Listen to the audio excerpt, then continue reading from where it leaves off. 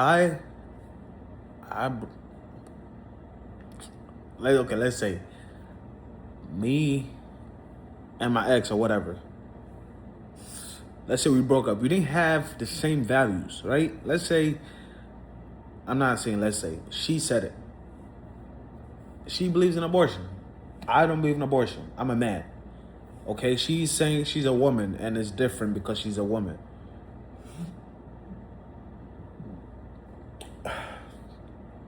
But to me, we couldn't work because you don't have the same values I have. I value human life, whether it came from incest, whether it came from rape, whatever, man. Don't you think God is running things up there? If God allowed you to be raped or to have incestual relationships,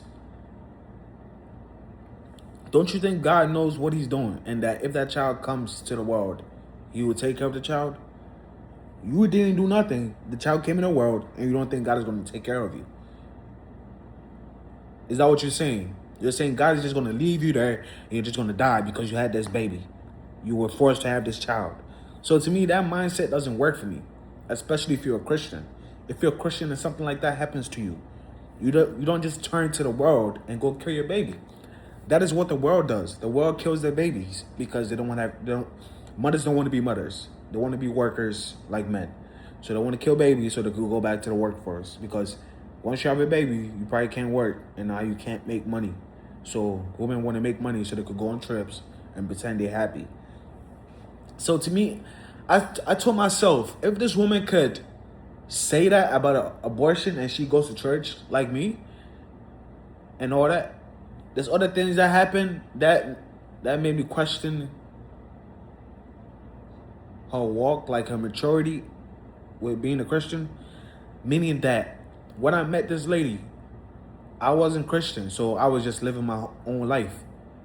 And when I met her, I didn't think she was Christian. She told me she went to church, but I didn't really think she was Christian because what we were doing, not really Christian like. So when I woke up in that relationship, when I became a man, meaning that when God reveals himself to you, I didn't see God, but God reveals the truth to you.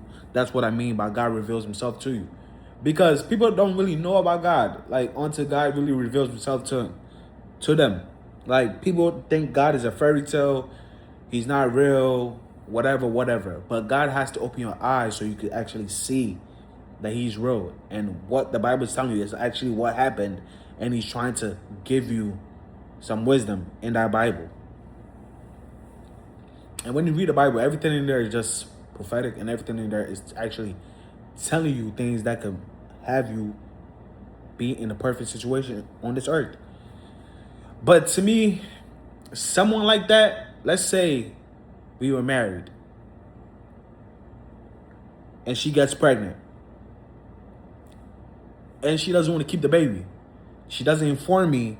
She doesn't tell me anything about her being pregnant. Nothing. She doesn't tell me nothing. Because in the USA, in the US, women have that power to just not tell you that they have your child in their belly. This is not that child in there. It's my child in your belly. It's my child. It's my semen that went into you to make that child. So that is my child. It's your child as well, but that's my child also. But these women think it's just their child in there. They think it's just their child in there because the child is growing in them. Like they had the whole ability. They made semen. They made sperm that was injected in that egg. What you did was just lay there. And that man actually did all the work. Did all the work and got you pregnant. Do you know that? The man did all the work and got you pregnant. So women's claiming that, oh, it's my child because the child is going to be in my stomach for 9 months. No, lady. That child comes out, I got to take care of that kid. You know that. Because you being a mom, if you got no money, you can't be no mom. That's a fact. If you have no money, you can't be no mom. Single moms got to go out there and work 50, 60 hours and leave that child at home with a babysitter at a daycare. You still need money. So when that child comes out, the man still has to take care of that child. If you're in a marriage. That is our responsibility. We got you pregnant. We got to take care of the child. Making money is not easy, especially if you have a regular job. If you're making money on YouTube, how hard is that? I'm making money in my home. I'm typing on the computer. I have a website. I coach people. I have clients. I do this, and that. That is easy work. That's light work. Someone that's got to sit in the truck and drive 8 hours a day, 10 hours a day, 11 hours a day. People that got to work in construction, people that got to do manual labor, that is real work. Sitting on your computer and typing is the best. We all want to have a job that we're just sitting on the computer and typing. Unless you want to work on cars, you're a mechanic, stuff like that. You love that. You always want to work with your hands. Yes, people want to work with their hands. But if you're not the person that always wants to work with your hands, and you would like to lay back, be at home, and you can make 6 figures, 7 figures at home, I will kill for that. That is my dream. That's my goal. Because I'm not going to make high 6 figures at a job. I'm not. I don't have a degree. And even if you have a degree, it's like what? Be a doctor, a lawyer, and some other things. And that's about it. That's the cutoff. Unless you're going to be some type of CEO, which you're not going to be a CEO because you need connections. So that dream, you have to make money online. You have to make money with your business. That is the only way you can make 7 figures in the US of A.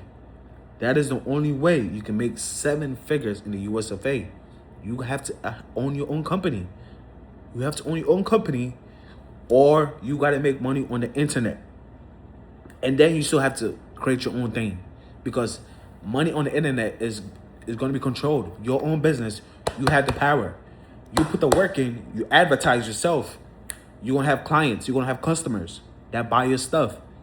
They love you. They want to support you. They buy your stuff. That's income right there. So to me, a woman like that, I couldn't trust her, because what would you do behind my back? Would you go kill my baby behind my back because you don't feel like having a child? Because you don't feel like having my child, you're just going to kill it? Because, oh, you said if a woman gets raped, she could have an abortion. But you're a Christian. Like, don't you know that God controls everything? God controls every single thing. So you telling a woman that she gets raped, she gets traumatized, and then she goes to a doctor's office and gets traumatized again for the second time. Because killing the baby, you think it's a fetus, but that fetus is a human being, and it's going to eat your conscience every single day. Every single day. Ask women that have had abortions at the lowest point. When they're pretending that they're happy online, don't ask them, because they're going to lie to you.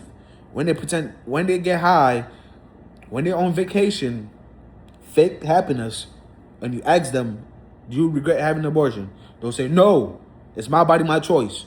But when you ask them, when they're home alone, crying themselves to sleep, when they see their best friend is married with 2-3 kids, happy because her husband is faithful to God, happy, successful, she's going to be crying because she had an opportunity to have a child as well.